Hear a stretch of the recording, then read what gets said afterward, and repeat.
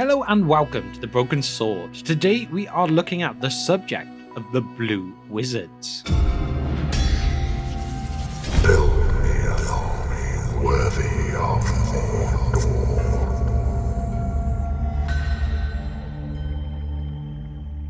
When maybe 1,000 years had passed and the first shadow had fallen on Greenwood the Great, the Istari or Wizards appeared in Middle-earth. It was afterwards said that they came out of the far west and were messengers sent to contest the power of Sauron, and to unite all those who had the will to resist him. But they were forbidden to match his power with power, or to seek to dominate elves or men by force and fear. The Blue Wizards is the term known for the two Istari that came to Middle-earth at a similar time to Gandalf, Saruman and Radagast, with the task of aiding the free peoples in their fight against Sauron. There may be many of you out there who are quite unaware of their existence, so you may wonder, if Gandalf, Saruman and Radagast appear to influence things quite heavily throughout the stories that we know from The Hobbit and The Lord of the Rings, then how are there two other wizards that barely get a mention? Well, if we look a bit more into them and their fate, we may get a better understanding of this. So there is only one place to really start, and that is with their arrival to Middle-earth as described in the chapter of the Rings of Power and the Third Age from the Silmarillion. Even as the shadows were felt in Mirkwood, there appeared in the west of Middle-earth the Istari, whom men called Wizards. None knew at the time whence they were, save Círdan of the Havens, and only to Elrond and Galadriel did he reveal that they came over the sea. But afterwards it was said among the elves that they were messengers sent by the lords of the west to contest the power of Sauron, if he should arise again, and to move elves and men and all living things of goodwill to valiant deeds. So again, they are said there to have come as aid to fight, but in secret. They did not wish to declare their arrival, but instead just be there in case something evil were to arise again. But if we carry on from that passage, we get a brief mention of their appearance along with specific mention of the two Blue Wizards. In the likeness of men they appeared, old but vigorous, and they changed little with the years, and aged but slowly, though great cares lay on them, great wisdom they had, and many powers of mind and hand. Long they journeyed far and wide among elves and men, and held converse also with beasts and with birds. And the peoples of Middle-earth gave to them many names, for their true names they did not reveal. Chief among them were those whom the elves called Mithrandir and Curanir, but men in the north named Gandalf and Saruman. Of these Curanir was the eldest and came first, and after him came Mithrandir and Radagast, and the others of the Istari who went into the east of Middle-earth, and do not come into these tales. So that does not really give us too much, does it? It shows that even for all the backstory given to us in the Silmarillion, there's still no place for the story of the Blue Wizards to be told. So where do we go on from here? Well, we have two other sections to look at for more answers. We have a chapter from the Unfinished Tales book that is called and covers the Istari, which is in part 4 of the book, as well as a shorter section called The Five Wizards in the final writing section of Volume 12 of the History of Middle-earth series called The Peoples of Middle-earth. We will look at the Unfinished Tales chapter first, then move on to the Peoples of Middle-earth one, and the reason for that will become apparent in time. So, according to these writings, these two arrived roughly the same time as the other Istari, being around the year 1000 of the Third Age, and were said to have both been clad in sea blue. Those who had come clad in white, grey and earthen brown were known to those in the west. The same could not be said for those in the sea blue. It is said that they also had no names except for being known as Ithryn Luin, or more commonly, the Blue Wizards. Within the quotes that will come up shortly, they will be named as Alatar and Pallando, and they are said to be associated with the Valar Orome, even though no more of their relationship is explored than just saying that. It is considered as a guess by Christopher Tolkien that due to Orome having greater knowledge of the furthest parts of Middle-earth, that this is why it is said that when they arrived that they headed straight into the east with Curanir, or Saruman, and from this trip they never returned west. It is unknown if they actually stayed east, fighting on with their mission that they were sent there to complete, or if they had failed and at some point had been killed, or even worse, fell to the will of Sauron and became some of his servants. But with this point there is a note to go with it, which says, "In a letter written in 1958, my father said that he knew nothing clearly about the other two, since they were not concerned in the history of the northwest of Middle-earth. I think," he wrote, "they went as emissaries to distant regions, east and south, far out of Númenórean range. Missionaries to enemy-occupied lands, as it were. What success they had I do not know, but I fear that they failed, as Saruman did, though doubtless in different ways, and I suspect they were founders or beginners of secret cults and magic traditions that outlasted the fall of Sauron." Now as we carry on, we reach a point in the text where Christopher Tolkien makes comments about more of the notes he discovered of his fathers, and within these he discusses just why these Maiar were chosen. With it being said that it was decided during a council of the Valar, which was believed to have been summoned by Manwë. Here, originally they only wanted to send 3, and with that only 2 initially came forward to volunteer, and these were Carumo, in other words Saruman, who was chosen by Aule, and Alatar, who was chosen by Arome. Later, Olorin, in other words Gandalf, was also chosen by Manwë despite his reservations about facing Sauron. It is a story for another day, but this is where Saruman's jealousy for Gandalf began. But anyway, this note ends with the statement that Carumo took Iwendil, in other words Radagast, because Yavanna begged him to, and Alatar took Pallando due to their friendship. Now this is really interesting to see, at least to me anyway, that one of the blue wizards was in fact chosen before Gandalf or Radagast when being sent on this mission.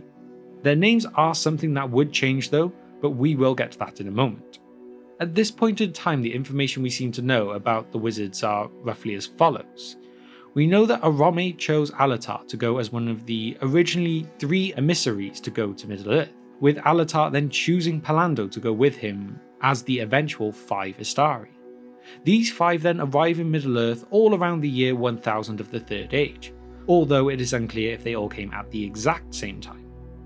The 2 blue wizards then travel east, initially with Saruman, but do not return with him when Saruman comes back to the western lands. And then from here, over time, Alatar and Pallando fail the task they were sent there to complete, with there even being some rumours that they started magical cults that may have existed even after the War of the Ring. So all in all, a bit of a failure for these 2. However, this is where we will now move past the information that we have gathered from the Unfinished Tales. Even though for a good time this was considered to be the final words of Tolkien, this would not stay this way. After about 16 years after the publishing of the Unfinished Tales, we got the 12th volume of the History of Middle-earth series, which would be entitled The Peoples of Middle-earth. And here we get more information, and with that an updated section on these 2 blue wizards. And now this is where things change, as was always common to do by Tolkien in his later life. We got an update on his previous ideas, and the blue wizards are a great example of this. So let's dive into the last writing section of this book, with a fairly long quote this time, but what is better than hearing straight from the words of the author, edited by his son. The other 2 are only known to have existed by Saruman, Gandalf and Radagast, and Saruman in his wrath mentioning 5 was letting out a piece of private information. The reference of the last sentence is to Saruman's violent retort to Gandalf at the door of Orthanc, in which he spoke of the rods of the 5 wizards. Another note is even rougher and more difficult. The other 2 came much earlier, at the same time probably as Glorfindel, when matters became very dangerous in the Second Age. Glorfindel was sent to aid Elrond, and was, though not yet said, pre-eminent in the war in Eriador. The other 2 Istari were sent for a different purpose. Morinehtar and Rómestámo, Darkness Slayer and East Helper. Their task was to circumvent Sauron, to bring help to the few tribes of men that had rebelled from Melkor worship, to stir up rebellion, and after his first fall to search out his hiding, in which they failed, and to cause dissension and disarray among the Dark East. They must have had very great influence on the history of the Second Age and Third Age in weakening and disarraying the forces of East, who would both in the Second Age and Third Age otherwise have outnumbered the West. At the words in the citation from this text in Unfinished Tales, of the other two nothing is said in published works save the reference to the 5 wizards in the altercation between Gandalf and Saruman, my father wrote. A note made on their names and function seems now lost, but except for the names their general history and effect on the history of the Third Age is clear. Conceivably, he was thinking of the sketched out narrative of the choosing of the Istari at the Council of the Valar, in which the 2 wizards, or the Blue Wizards, Ithryn Luin, were named Alatar and Pallando. So what can we gather from all of that? Well, firstly that Tolkien did in fact dramatically alter the fate of the Blue Wizards by the end of things. If we start from when they arrive, this is no longer around the year 1000 of the Third Age, like Saruman, Gandalf and Radagast did. Instead, they came around the year 1600 of the Second Age, around the same time that Glorfindel came. So this ends up being around 2,800 years before it was originally said. This instead lines their arrival up with the forging of the One Ring, Sauron openly declaring himself and completing his Dark Tower of Barad-dûr. One thing that did not change though is where they travelled to, for they still journeyed into the east upon their arrival, where they would remain, never returning to the western lands. However, they would no longer go by the names of Alatar and Pallando as first said. Now instead they would go by Morinehtar and Rómestámo, Darkness Slayer and East Helper. Next is where one of those biggest and most important changes occurred. Whereas originally J.R.R. Tolkien saw the Blue Wizards as failures who did not complete their task, now it was the opposite.